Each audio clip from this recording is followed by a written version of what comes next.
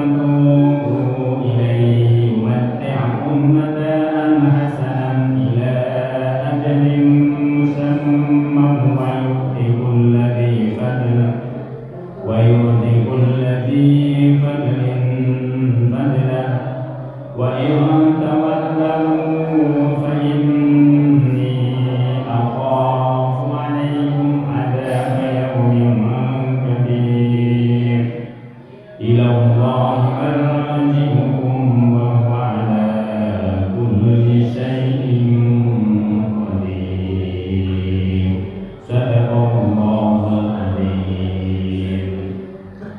Bismillahirrahmanirrahim. Kul, katakan Muhammad, apa yang harus dikatakan? Ya ayyuhan nas, wahai para manusia. Perintah untuk mengatakan kepada manusia ini adalah penghujung dari surah Yunus, di mana Allah Subhanahu wa taala telah memberitahukan kepada kita bagaimana keberimanan itu memberikan manfaat dalam kehidupan kita. Manfaatnya apa?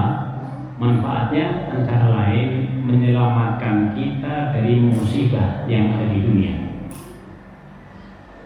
Kita mengetahui beberapa waktu yang lalu ketika kita membicarakan mengenai surah Yunus ini, kaumnya Nabi Yunus adalah kaum yang sudah hampir diadab oleh Allah Subhanahu wa taala.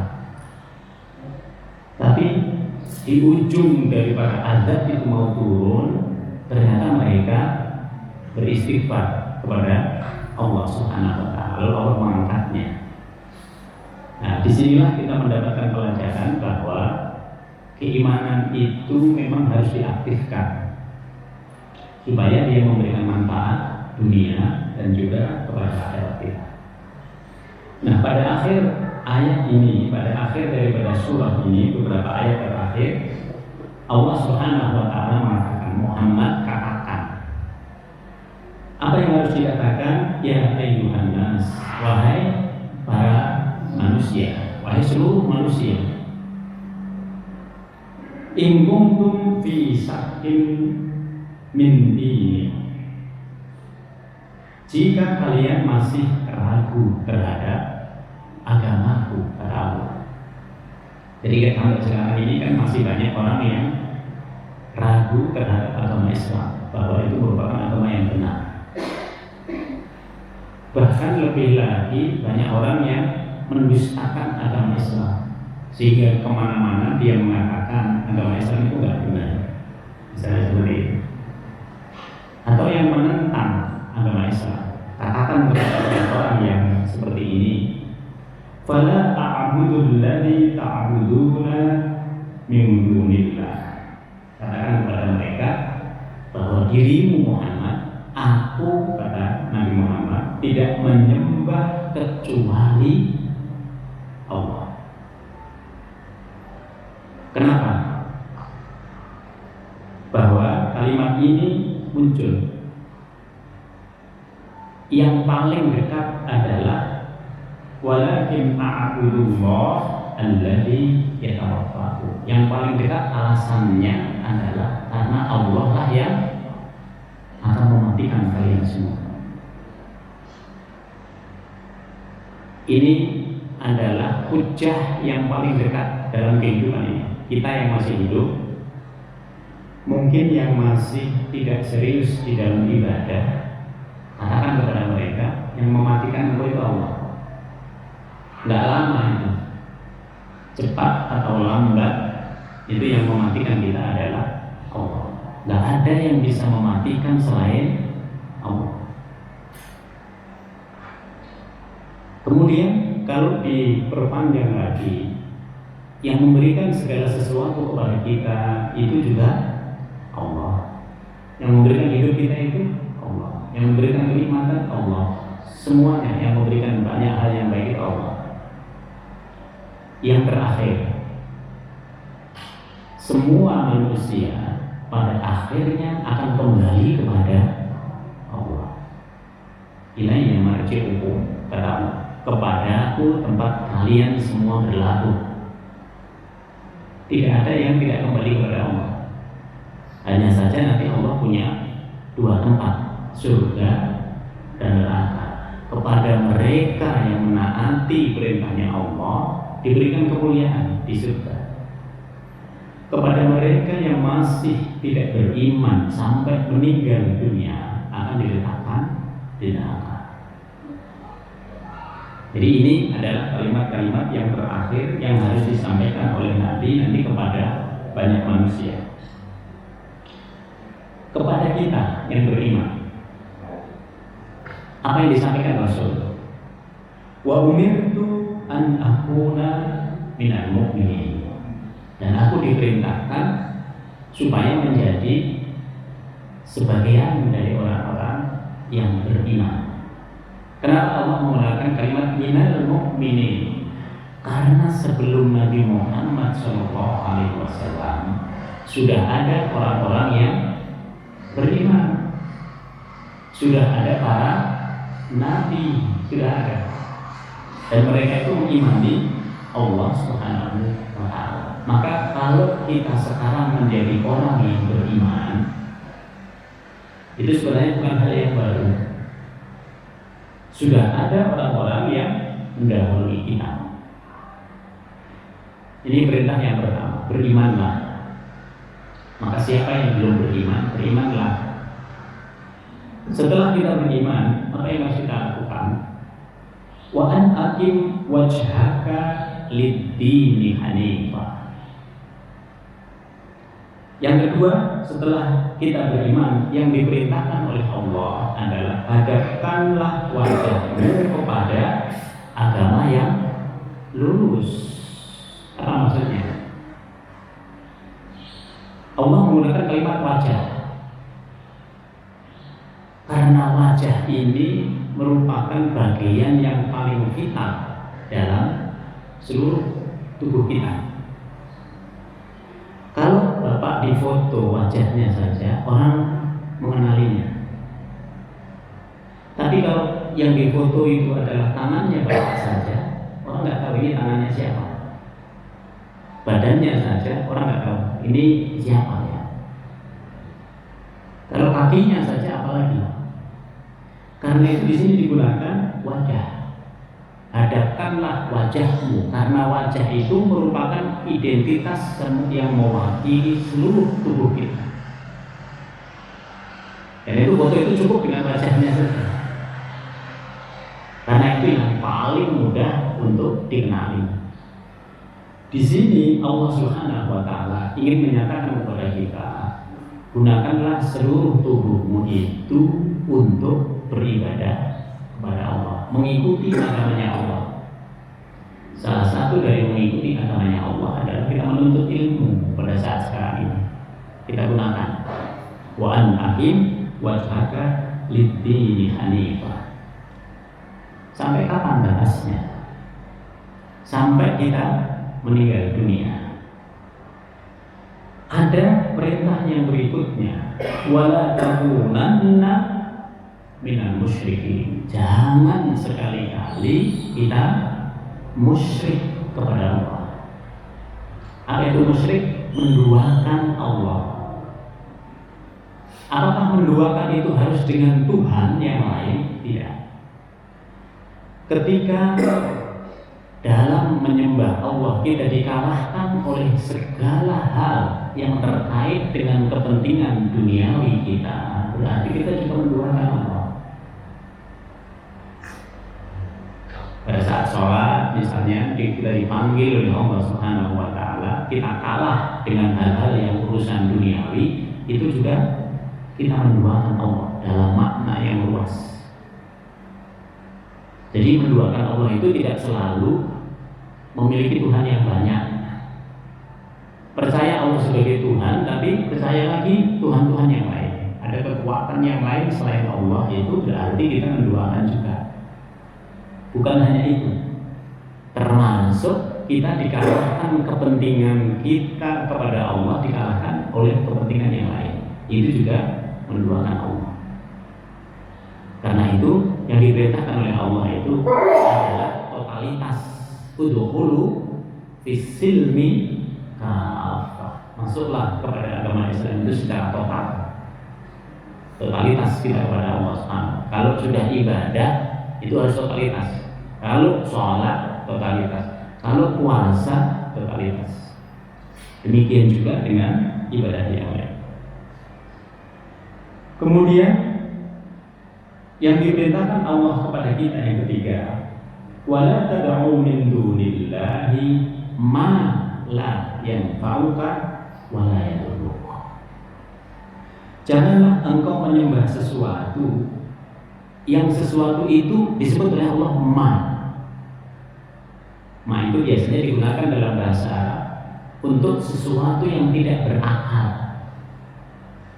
Manusia menyembah berhala. Berhala itu tidak punya akal. Manusia menyembah matahari. Matahari itu tidak punya akal.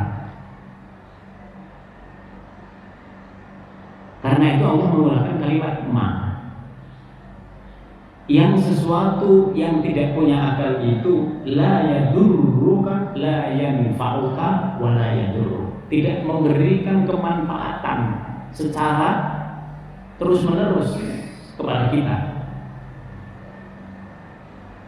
Dan juga tidak membahayakan kita. Sementara kalau kita tidak menyembah Allah, apa yang terjadi Bapak Ibu sekalian? Itu bahaya di akhirat kita. Mungkin di dunianya tidak begitu bahaya karena Allah masih meliputi kepada kita rahmatnya. Kita masih dikasih hidup gitu. Walaupun kita tidak beriman, ada orang-orang yang tidak beriman, dia tetap diberikan jaminan kekayaan oleh Allah Subhanahu wa taala. Tetapi ketika dia tidak beriman, itu bahayanya belakangan. Bahayanya itu adalah bahaya di akhirat. Maka pada ayat ini ma'ala yanfa'uka wa la yadurruk. Fa in fa'alta, jika engkau lakukan itu menyembah kepada selain Allah Subhanahu wa taala, fa innaka idzan minadz zalimin. Maka pada saat itu engkau termasuk orang-orang yang berbuat aniaya. Apa itu berbuat aniaya? Berbuat sesuatu yang tidak pada tempatnya. Tadi kita sebut yang memberikan hidup kita itu adalah Allah. Tapi yang disembah justru sarana yang dijadikan oleh Allah sebagai pelengkap kehidupan manusia. Yang memberikan rezeki kita itu adalah Allah. Tapi kita salah memahami bahwa kita menganggap laut itu memberikan kehidupan kepada manusia, sehingga lautnya itu harus dipuja-puja. Padahal yang menguasai lautan, yang menguasai daratan, yang menguasai langit, yang menguasai bumi, semuanya adalah Allah Subhanahu wa ta'ala. Karena itu pada ayat ini jelas sekali Allah Subhanahu wa ta'ala menegaskan fa'in fa'alta, apabila engkau lakukan, engkau termasuk berbuat aniaya. Aniaya kepada manusia saja dosa. Bagaimana berbuat aniaya kepada Allah? Maka aniaya yang paling besar adalah tidak menyembah Allah. Kalau ada orang berani tidak menyembah Allah Subhanahu wa ta'ala, dia sebenarnya sedang melakukan perbuatan aniaya yang terbesar. Karena itu disebut inna syirka la dzulmun adzim. Kemusyrikan itu merupakan perbuatan aniaya yang terbesar. Karena itu dia nggak akan pernah tersentuh oleh surga. Kenikmatan di dunia dikasih, tapi kenikmatan di akhirat sama sekali. Wa iyamsaska Allahu bidurrin fala kashifa lahu illa hu.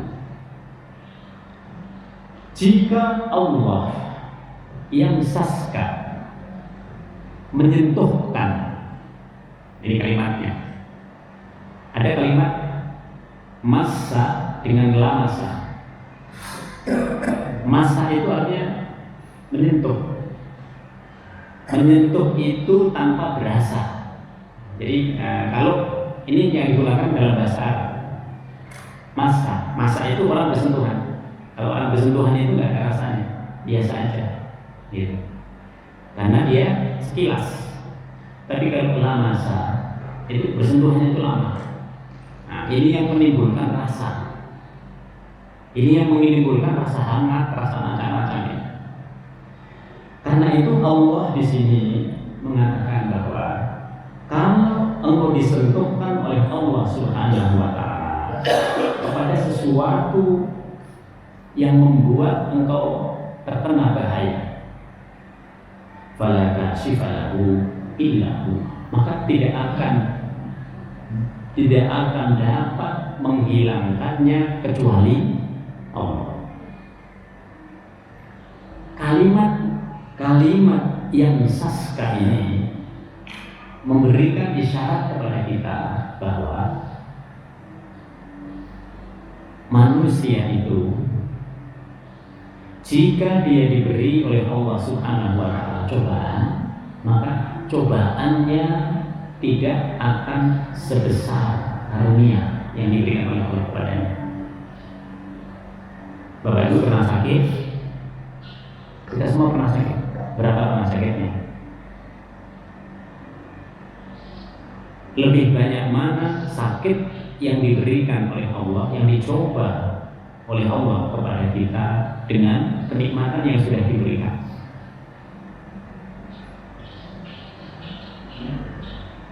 Maka kalimatnya itu yang saska. Jika Allah menyentuhkan engkau pada sesuatu yang membuat engkau sakit, yang membuat engkau tidak nyaman,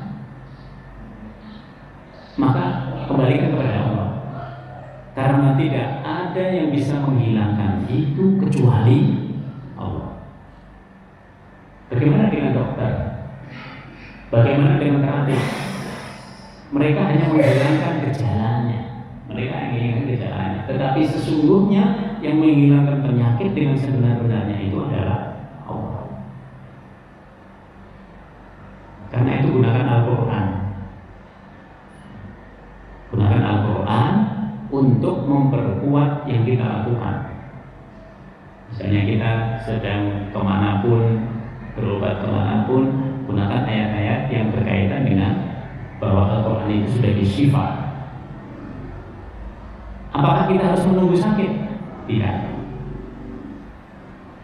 Oleh sebab itu maka dalam keseharian kita, zikir kita itu juga dengan zikir-zikir yang menolak galak. Karena itu menjadi sangat penting dalam keseharian kita selalu berzikir, kita selalu beristighfar, kita selalu mengatakan Bismillahirrahmanirrahim. Gitu. Kita menggunakan semua doa-doa perlindungan dalam rangka apa? Supaya kita tidak jatuh pada musibah. Maka di sini Allah Subhanahu wa taala mengatakan, kalau engkau ditimpa sakit, maka yang menghilangkan sakit, kemudorotan dan lain sebagainya itu sesungguhnya adalah Allah. Kita bisa mencoba untuk mengalihkan kepada yang lain. Kita bisa mengalihkan, tetapi itu tidak menghilangkan intisari dari sakit kita, intisari dari kemudorotannya. Karena itu harus mintanya kepada Allah. Wa yuridka bi khairin. Ini kalimatnya. Allah menggunakan kalimat wa yurid. Sebenarnya yang dikehendaki oleh Allah pada setiap manusia adalah kebaikan. Karena itu kalau terjadi sakit pada kita, itu sebenarnya sebabnya siapa? Sebabnya kita sendiri. Karena terlalu dalam sesuatu maka ada penyakit kepada kita. Kalau normal-normal saja sebenarnya akan normal juga. Tapi karena kita terlalu dalam banyak hal, sehingga Allah itu memberikan pengingatan. Jadi tubuh kita ini hebat sekali di dalam memberikan pengingatan. Ada apa-apa dikasih demam. Demam itu mengingatkan supaya nggak berulang lagi. Besok lagi yang lain sakitnya. Diingatkan, tubuh kita itu selalu punya pengingatan. Tapi kalau peringatan itu dibiarkan, apa yang terjadi? Parah nanti. Begitu sakit nanti akan parah. Oleh sebab itu maka kita harus mengantisipasi apa yang ada pada kita ini. Ini akibat dari perbuatan manusia. Begitu kebaikan, Allah menggunakan kalimat wa iyuridka, karena yang dikehendaki itu sebenarnya kita selalu dalam keadaan baik-baik. Apakah kita selalu bisa berada dalam kebaikan? Tidak selalu bisa, karena tantangannya banyak. Tantangan dari pihak lain, tantangan dari kita sendiri, kita juga pengen menghendaki banyak hal.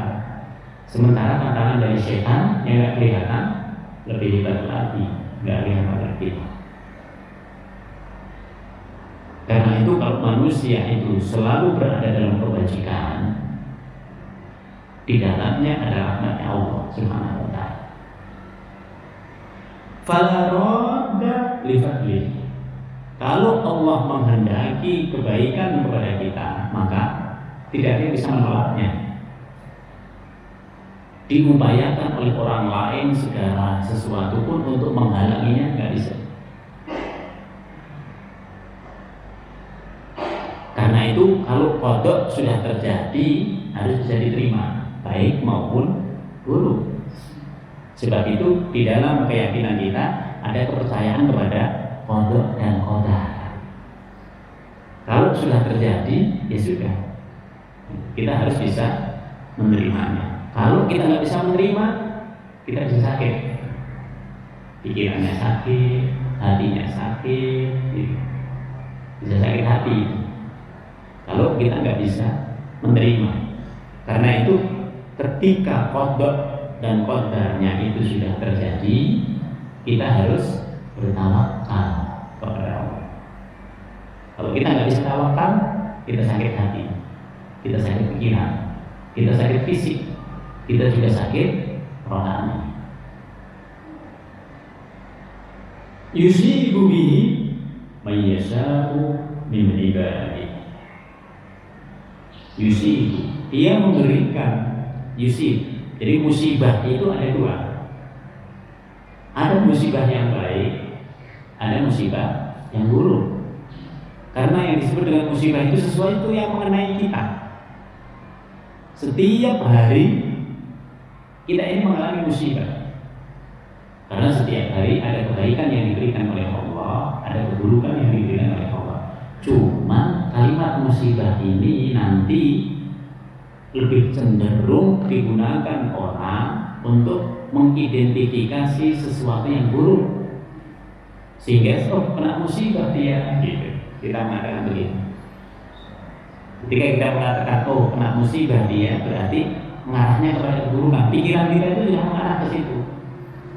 Padahal yang namanya musibah itu ada dua macam, musibah yang baik, musibah yang buruk. Yusibu bihi man yasha'u min ibadihi. Allah bisa memberikan musibah yang baik dan yang buruk itu kepada orang yang dikehendaki. Karena itu jangan iri sama orang. Karena kalau kita iri itu kita mengundang setan. Kalau kita mengundang setan, kita mengundang penyakit. Hatinya sakit, pikirannya sakit, rohaninya sakit. Nah, itu. Maka di sini kita tidak diperkenankan untuk sikap iri, karena Allah itu memberikan sesuatu kepada orang yang dikehendaki. Dikehendaki itu bermacam-macam. Ada yang dikehendakinya itu secara umum dikarenakan amalan yang dilakukan, dikarenakan oleh aktivitas yang sudah dilakukannya. Ada juga yang dikehendaki oleh Allah karena hal tertentu. Karena hal tertentu itu biasanya kaitannya dengan kedekatan kepada Allah Subhanahu wa ta'ala. Wa huwal ghafurur rahim. Dan Dia yang Maha Pengampun dan juga Maha Penyayang. Oleh sebab itu, kalau kita sedang kena musibah yang buruk, bersabarlah. Sampai kapan? Bersabar tiada tepi. Bersabar. Tapi kalau kita mendapatkan musibah yang baik, bersyukurlah. Sampai kapan? Selalu bersyukur tanpa henti. Terus kita bersyukur. Oleh sebab itu maka untuk memelihara keadaan kita yang baik itu dimaintain dengan kesyukuran. Kita dalam keadaan normal ini baik-baik saja, syukurlah. Terus dimaintain. Tingkatkan ibadah kita karena ibadah itu kesyukuran. Tingkatkan ketekunan kita karena ketekunan itu kesyukuran. Tingkatkan kebaikan-kebaikan kita karena di situ ada kesyukuran. Kalau itu kita bisa maintain, Allah akan menjaga kita insya Allah. Sehingga kita nggak akan mengalami kejatuhan yang luar biasa. Karena memang kita memaintainnya. Kul, katakan Muhammad. Ini yang kedua. Ya ayyuhan nas, wahai para manusia. Qad ja'akumul haqqu min rabbikum. Sungguh telah datang kebenaran dari Tuhan. Kebenaran itu apa? Al-Quran. Dibawa oleh para nabi. Khusus kepada ini, khusus Al-Quran ini dibawa oleh Nabi Muhammad SAW. Qad ja'akum al-haqqu min rabbikum. Allah menggunakan kalimat hak. Kenapa Allah menggunakan kalimat hak? Karena sebenarnya kebenaran yang sejati itu yang berasal dari Allah. Kita sering melihat orang yang bertengkar, dua-duanya merasa benar. Karena memang perspektifnya berbeda. Tapi kebenaran yang sejati yang mana? Yang berasal dari Allah Subhanahu wa ta'ala. Kalau dua orang bertengkar ini dibawa ke pengadilan, mana yang menang? Salah satunya yang menang. Padahal yang menang di pengadilan itu belum tentu dia merefleksikan kebenaran yang sesungguhnya. Berapa banyak orang salah bisa menang di pengadilan karena menggunakan uang. Berapa banyak orang yang sudah jelas-jelas salah masih merasa benar, sampai perlu didemo, ya. Sampai perlu didemo untuk mengingatkan itu, sampai perlu didemo. Karena kalau nggak begitu nggak sadar ya. Nah, ini untuk menunjukkan kepada kita bahwa kebenaran yang sejati itu adalah nanti pengadilan Allah di akhirat. Karena itu dikatakan di sini Al-Quran itu al-haq. Al-Quran itu kebenaran yang sejati. Faman ihtada fa innama yahtadi li nafsihi. Maka barang siapa yang mendapatkan petunjuk dari Allah Subhanahu wa ta'ala untuk bisa mempelajari Al-Quran, kemudian mengamalkan Al-Quran dan menggunakannya sebagai petunjuk dalam kehidupan di dunia, fa innama yahtadi li nafsihi, maka petunjuk itu akan memberikan kebaikan bagi dirinya. Apa kebaikannya? Kita akan mendapatkan banyak sekali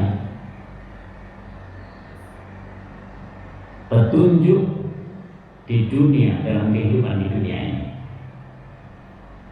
Misalnya Al-Quran mengharamkan sesuatu, lalu kita mengikutinya, maka pengharaman itu melindungi kita dari hal-hal yang buruk.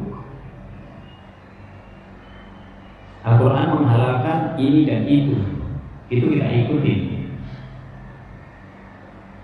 dengan kalimat wala tusrifu, jangan melampaui batas. Kita ikuti. Kalau itu kita ikuti, dia akan bermanfaat buat kita di dunia dan di akhirat. Maka barang siapa yang mendapatkan petunjuk dari Allah, mengikutinya petunjuk itu, terus diamalkan dalam kehidupannya sehari-hari, dia akan memberikan kebaikan dunia dan akhirat. Di akhiratnya lebih banyak lagi kebaikan kita. Wa man dhalla fa innama yadillu 'alaiha. Barang siapa yang sesat. Kenapa sesat? Dia nggak mau mengikuti petunjuk Al-Quran. Dia memang bebas untuk memilih. La ikraha fiddin. Dia boleh memilih agama apapun. Tadi Allah mengatakan qad tabayyana rusdu minal ghayy. Yang betul-betul ada petunjuknya itu sudah jelas. Qad tabayyana rusdu. Sungguh telah jelas apa ar-rusyd, sesuatu yang diberikan petunjuk oleh Allah Subhanahu wa taala. Minal ghayy, dari yang ghayy itu bisa berarti dari sesuatu yang tidak jelas, dari sesuatu yang membuat kita menimbulkan kemudaratan. Minal ghayy, qad tabayyana ar-rusydu minal ghayy. Sungguh telah jelas antara yang benar dengan yang salah, antara yang hak dengan yang batil. Kalau manusia mengikuti yang batil, disebutkan fa innama yadillu 'alaiha, dia juga akan mendapatkan akibat daripada kebatilan itu. Akibat dari kebatilan apa? Keburukan. Di dunianya mungkin nggak terasa, dia memakan semua yang haram, meminum semua yang haram, mungkin badannya masih kuat sehingga tidak berefek pada badannya. Tetapi itu di akhirat dia akan mendapatkan balasan keburukan yang sudah pasti. Maka sini dikatakan fa innama yadillu 'alaiha wa ma ana 'alaikum biwakil.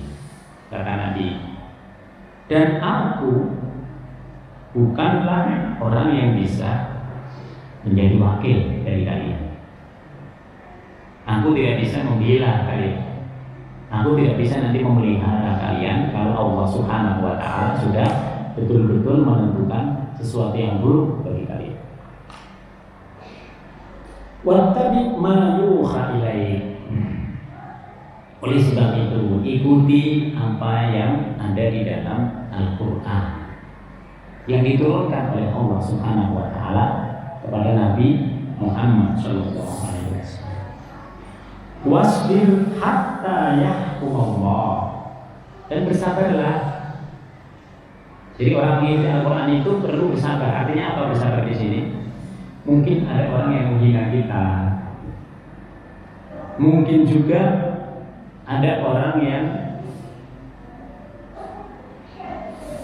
kalau kita beribadah agak disepelekan, misalnya itu.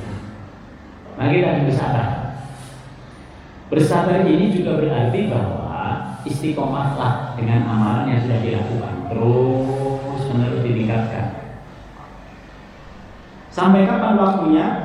Hatta yahkumallah, sampai Allah Subhanahu wa taala memberi keputusan. Memberi keputusan apa? Ada dua makna di sini.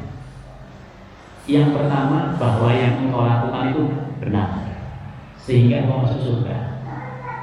Sementara orang yang mengkritikmu, orang yang menghinamu, orang yang mencelamu, diputuskan oleh Allah nanti sebagai orang yang sesat sehingga dia masuk neraka. Yang pertama. Yang kedua, hatta yahkumallah ini juga bisa berarti bahwa sampai kita meninggal dunia. Hukum Allah kan sampai kita meninggal dunia di dunia ini. Hatta yahkumallah. Kalau kita sudah meninggal dunia, sudah tidak bisa lagi kita. Tantangannya sudah tidak ada lagi seperti tantangan kita ada di dunia. Maka kita diomongin orang, kita dicela orang, itu hanya di dunia. Kita datang ke sini, orang lain nggak datang ke sini. Yang datang kebaikannya siapa? Yang datang. Karena itu istiqomahlah. Kuatkan dirimu untuk terus-menerus berada dalam kebajikan. Kalau sesuatu itu baik, nggak usah bergeming dengan apa yang dilakukan oleh orang.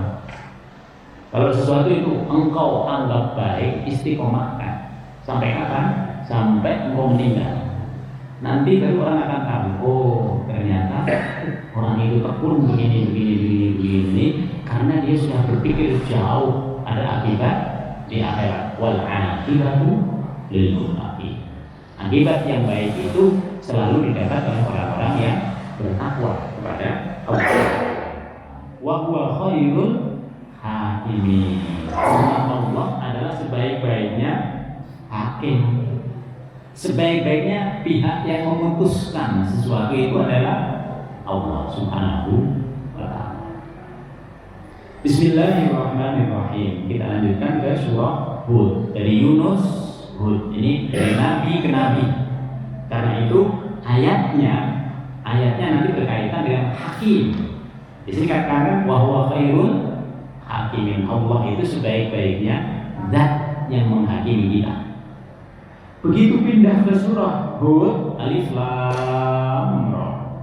Kitabun uhkimat ayatuhu summa fussilat min ladun hakim.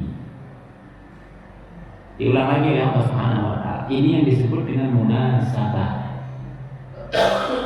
Al-Quran itu antara satu surah dengan surah, antara akhir surah dengan awal surah, itu ada munasabahnya, ada keterkaitannya. Alif lam ra. Kitab Al-Quran ini uhkimat ayatuhu adalah kitab yang disusun ayat-ayatnya dengan rapi. Uhkimat ayatuhu, rapi sekali Al-Quran. Al-Quran itu selalu menimbulkan pengetahuan yang baru bagi kita. Hari ini kita mengkaji tafsir seperti ini. Nanti minggu yang akan datang atau waktu yang lain ibu datang kepada orang yang menjelaskan tafsir yang lain, akan mendapatkan sesuatu yang baru juga. Selalu ada yang baru dari Al-Quran. Summa fussilat, kemudian dijelaskan secara terperinci. Ada yang berkaitan dengan akidah, ada yang berkaitan dengan akhlak. Tadi kita menjelaskan secara makna, bedanya masa dengan la masa,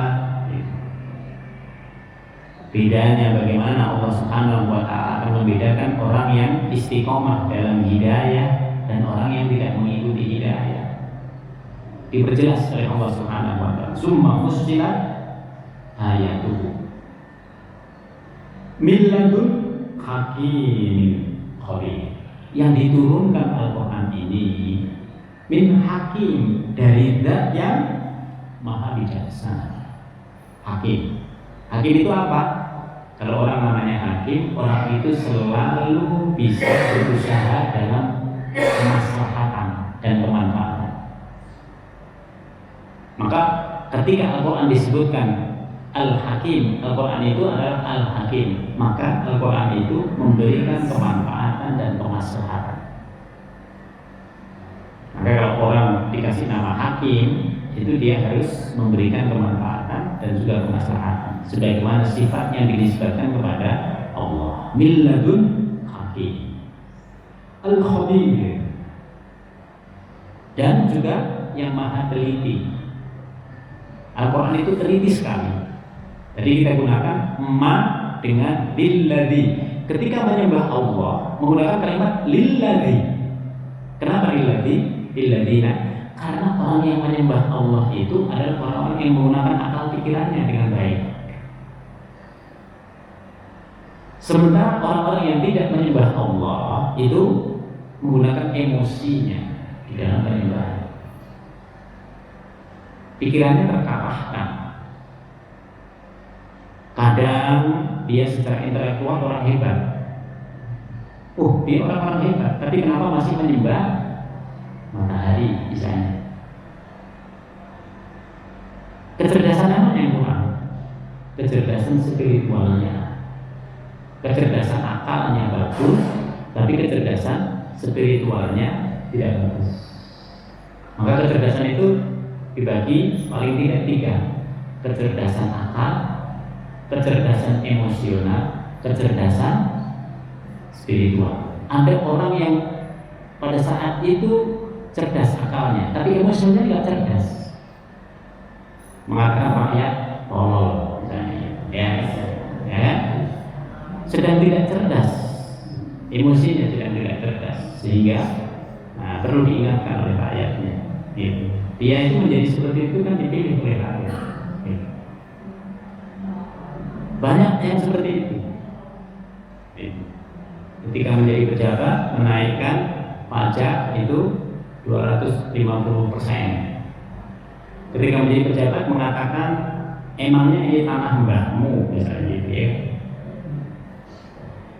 Itu melanggar hak asasi manusia. Kita ini sebagai manusia punya hak terhadap properti kita. Kalau kita punya rumah, harusnya ada bagian dari rumah itu yang tidak dipajaki. Ini pernah diberlakukan di salah satu provinsi di kita.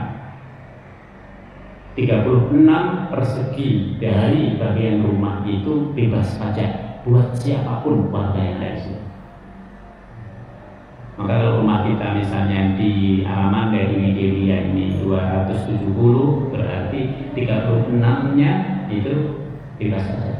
170, 36-nya itu bebas pajak. Kalau semuanya itu dipajaki, ini sudah mengarah kepada liberal. Harusnya ada hak bagi kita itu, hak bagi setiap individu itu yang tidak dipajaki. Maka dalam konteks ini kecerdasan itu memang harus senantiasa diusahakan. Jangan mentang-mentang menjadi pejabat seenaknya sendiri, nanti hilang kecerdasannya.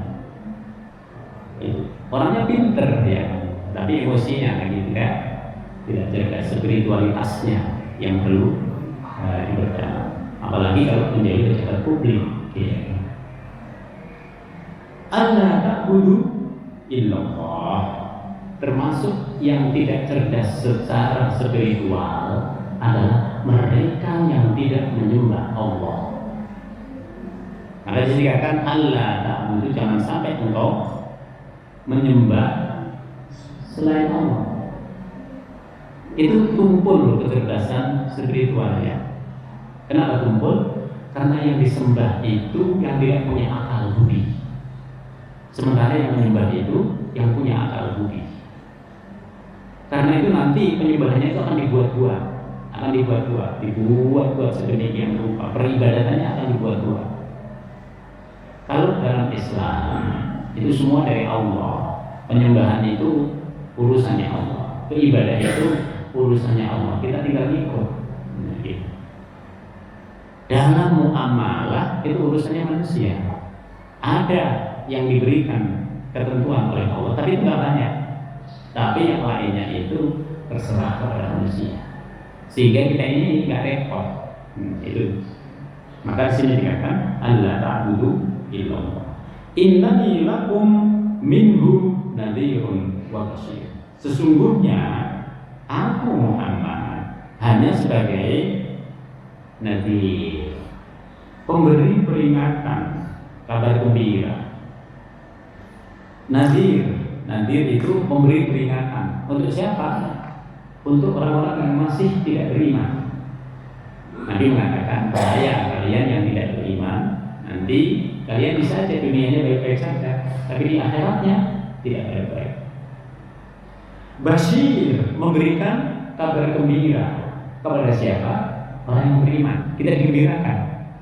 Tuh, kalau Bapak Ibu datang dalam sebuah kegiatan yang terus-menerus berlangsung, dalam seminggu terus berlangsung, maka dalam seminggu itu diampuni dosa kita. Antara sholat kita dengan sholat berikutnya, antara Jumat kita dengan Jumat berikutnya, antara kegiatan kita dengan kegiatan berikutnya, itu menghapus dosa-dosa kita. Kita diberikan kabar gembira. Kalau engkau mau istiqomah di dalam menjalankan agama ini, engkau akan mendapatkan pahala dari istiqomahnya itu.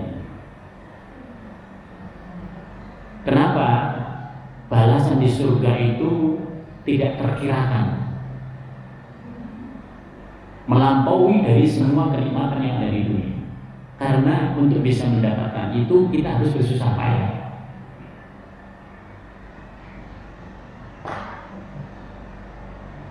Kita harus bersusah payah. Kita harus sholat terus gitu. Coba lihat anak-anak ini yang kecil-kecil gitu yang datang ke masjid gede yang disuruh sholatnya. Sholat lagi, sholat lagi. Nah itu. Padahal buat kita yang sudah tua ini kita mengatakan ya Allah, sholat itu nikmat. Gitu. Sholat itu terapi buat kita. Gitu. Ini kita yang sudah menyadari menikmati betapa sholat itu menjadi bagian dari kenikmatan yang diberikan oleh Allah kepada kita. Tapi bagi mereka yang awal-awal, dia akan mengatakan begitu. Bahkan ada orang yang tidak berani masuk Islam karena dia nggak kuat puasa. Saya itu nggak berani masuk Islam karena dalam Islam itu ada puasa Ramadan. Saya nggak kuat kalau puasa sehari. Oh iyo, pertanyaannya. Allah itu mendesain manusia itu kompatibel dengan syariatnya Islam.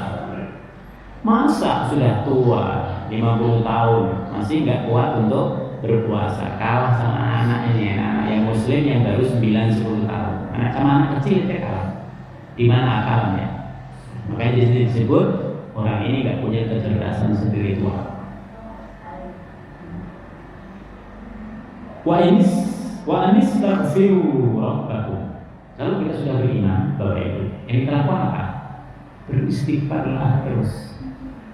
Jadi istighfar itu perintahnya Allah. Untuk apa itu? Untuk diri kita, bukan untuk orang lain. Kalau engkau beristighfar, engkau terlindungi dari setan. Kalau engkau beristighfar, engkau berada pada posisi yang netral. Orang melakukan khilaf, istighfar, dia netral. Orang melakukan perbuatan dosa, dia beristighfar, dia netral pada posisi kembali kepada kemanusiaannya. Orang terlalu berbahagia, kalau dia beristighfar, netral, dia kembali. Karena itu sering dikatakan istighfar itu menetralkan kita pada posisi kemanusiaan kita. Tapi pada saat yang sama istighfar itu menumbuhkan kebaikan-kebaikan yang baru. Maka kalau orang sering beristighfar, nanti dia akan saya berbuat begini. Dia punya ide-ide yang baru. Itu dari istighfar. Wa anistaghfiru rabbakum. Kemudian apa di situ? Summa tubu ilaihi. Kemudian bertaubatlah kepada Allah. Apa arti bertaubat? Kalau kita punya dosa, langsung bertaubat, kembali mengingat Allah. Lalu kita tidak mengulanginya. Lalu kita istiqomah dalam kebajikan. Jadi 3 hal. Jadi selain beristighfar, kita itu memang harus istiqomah dalam kebaikan yang kita lakukan. Jangan ditinggalkan yang sudah baik, tapi tambahlah dengan hal-hal yang baru. Ini yang disebut dengan bertaubat. Apakah taubat kita harus menunggu kita dosa? Tidak.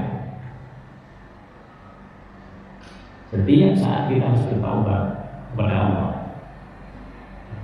Setiap saat, nggak usah menunggu kita berbuat dosa, gitu. Karena bisa jadi kita tidak merasa berbuat dosa, tapi di situ mengandung dosa. Kita nggak merasa berbuat dosa, tapi ternyata di situ mengandung dosa. Makanya kita harus bertaubat setelah beristighfar, terus bertaubat kepada Allah Subhanahu wa Ta'ala. Apa benefitnya buat kita? Allah menyatakan, yumatikum mata'an hasanah ila ajalin musamma. Kalau engkau istiqomahkan itu, maka engkau akan diberikan kenikmatan oleh Allah Subhanahu wa Ta'ala sampai pada waktu yang ditentukan. Makanya tadi kami sebut, kalau kita ingin mengistiqomahkan keadaan kita sekarang, harus berpikir, harus bertobat, harus bersyukur, nggak pernah berhenti. Kita naik turun itu disebabkan oleh kita. Walaupun juga ada sebab yang lain yang eksternal yang menyebabkan. Karena itu yang eksternal itu ada doanya. Ya Allah, ini karena itu, ini keadaan begini, segala macamnya, ini kita tetap eksternal itu mempengaruhi sekali. Karena itu dimintakan kepada Allah Subhanahu wa Ta'ala. Bagaimana kalaupun terjadi penurunan, penurunannya itu tidak se ekstrim orang lain. Nah, kita harus minta kepada Allah. Semuanya itu kendalinya di Allah. Maka harus minta, harus tidak pernah berhenti meminta. Selama kita masih diberikan nyawa oleh Allah, maka selama itu pula kita butuh kepada Allah. Wa yu'ti kulli dzi fadlin fadlah. Nah, ini. Dan Allah akan memberikan kepadamu karunia, yang karunia itu bermacam-macam di luar dari yang kita fokuskan. Ini kalau orang sering beristighfar, orang sering bertaubat kepada Allah Subhanahu wa taala, dia akan dikasih jalan-jalan yang lain. Wa may yattaqillah yaj'al lahu makhraja. Dia akan dikasih oleh Allah.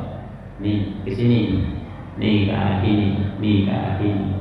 Dari usaha utama kita nanti akan berkembang dengan cabang-cabangnya. Oh, ini bisa kita kembangkan ke sini, ini kembangkan ke sini, ini kembangkan ke sini. Ini yang disebut dengan wa yu'ti dzi fadlin fadlah. Wa in tawallaw, jika engkau berpaling kepada agama Allah, berpaling dari Al-Quran, fa inni akhafu alaikum adzab yaumin kabir. Kata Nabi, saya khawatir kalian nanti tidak akan mampu menghadapi azab Allah yang maha besar. Di dunia tidak seberapa, tapi di akhirat kita nggak bisa apa-apa. Kalau dari akhirat nggak bisa kita. Azabnya itu luar biasa. Badan kita tidak akan mampu. Ilallahi marji'ukum. Kepada Allah lah tempat kembali kalian. Karena itu kalau di dunia ini kita sudah merasa lebih banyak baiknya, harusnya di akhirat lebih baik lagi. Kebaikan yang ada di dunia itu bukan untuk kita, tapi kita gunakan sebagiannya untuk agamanya Allah. Karena itu harus ada sebagian dari pikiran kita, tenaga kita, rezeki kita diletakkan di jalan Allah. Itu yang akan menjadi pendamping kita nanti di akhirat.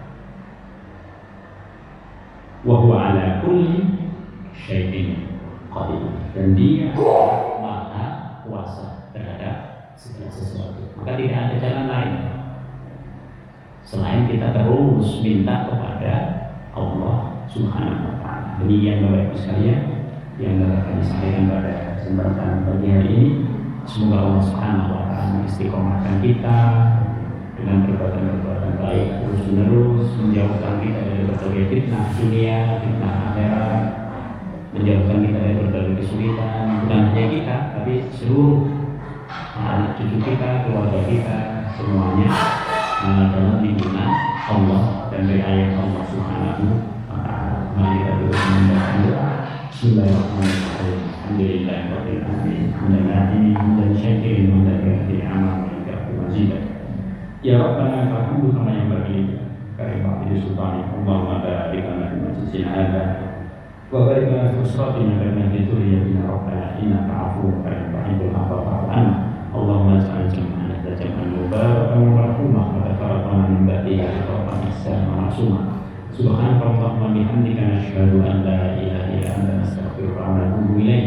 Subhana rabbika rabbil izzati amma yasifun wa salamun alal mursalin walhamdulillahi rabbil alamin. Demikian tidak ada kekurangannya, semua dari kami pribadi, kami mohon maaf. Wassalamualaikum warahmatullahi wabarakatuh.